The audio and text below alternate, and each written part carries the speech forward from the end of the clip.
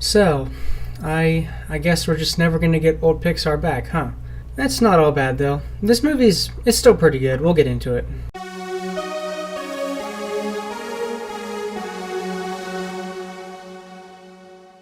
Hey, Merry Christmas everyone.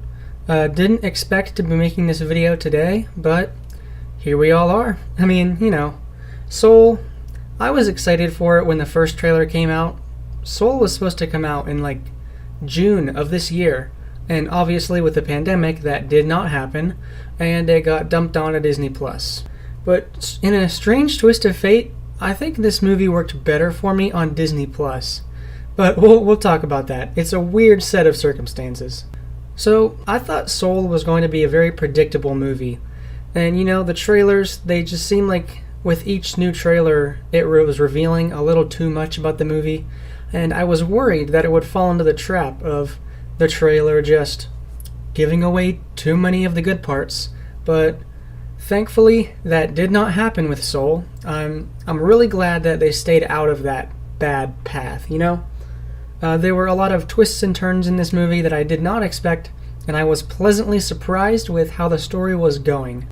Now, I just want to jump right into the art direction for this film, because it is definitely its best aspect. The characters that were traditionally animated, as I understand it, the little soul people, they have names, but I won't spoil anything from the movie here. Anything with those characters was a great part of the film. The design of the Great Before, it was really creatively inspired. You can tell that the people who worked on this movie really cared, especially the art designers.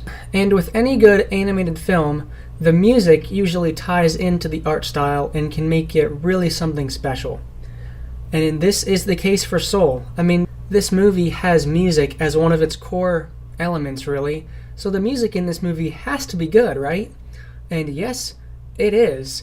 There are some parts that I feel like could have used a little bit of work, or some of the musical compositions towards the beginning could have been a bit stronger, I guess. But, that's a small nitpick. But most of the music in this film is really, really great, especially when they're in the Great Before. And I loved those parts of the movie. Anytime when you're in this kind of soul world was the best parts of the movie for me. And that sort of ties into my pretty big one main gripe with this movie, and that's the story. I was worried about this being the weakest aspect of the movie, and unfortunately, I think I was right with this one. I mean, the story, it's not weak by any merits. It's certainly original, but the story felt a little disjointed to me. Like, you have the characters bouncing around from the soul world to the real world, and we're not talking about just flashbacks here. Going into this movie, I thought it was going to be all soul world and some flashbacks into main world. But no, we're actually in the real world for probably most of this movie. And the parts that you go into, like the Great Beyond or the Great Before, it's not a lot. I mean, the stuff you do get with the Great Before is, well, great, but I just feel like if we were able to see more of this soul place, it would have been a bit stronger, There's a lot of like wacky hijinks in the middle when they're in the real world, and I felt like that took up a bit too much time.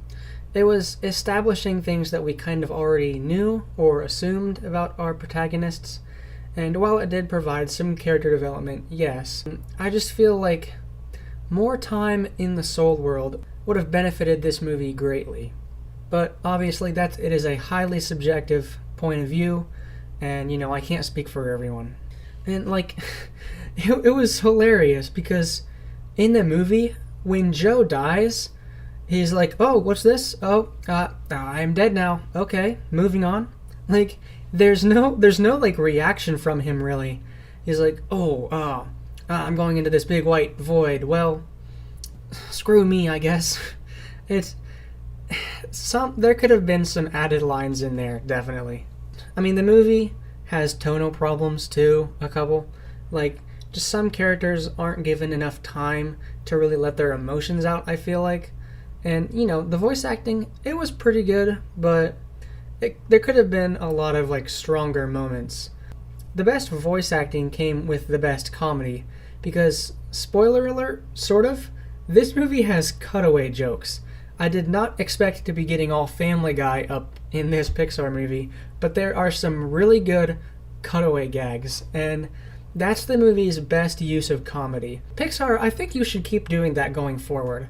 You know, if they're good, like cutaway jokes, then use them.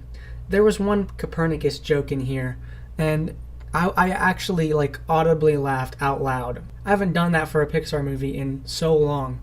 So props to the comedy, because it was surprisingly strong here. I didn't do a video on Onward, but a lot of people were saying that it wasn't really that funny. And yeah, I gotta agree, Onward had almost no comedy to it, but Soul does have some, and the stuff that it has works. So I'd say that's a good job.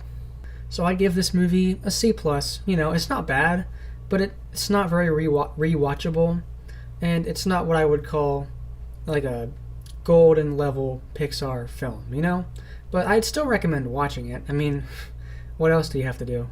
Alright, so that's all for my review of Soul. Let me know down in the comments if you've seen Soul and what you thought about it, if you agree with my rating or not. Next video is going to be Wonder Woman, probably. That's going to come out in a few days' time. Probably going to watch it right after I finish recording this audio. Also, check out my Redbubble for designs like these, and the full body version of this outfit will also be on Instagram today. So, yeah, that's all for Soul, and thanks for watching.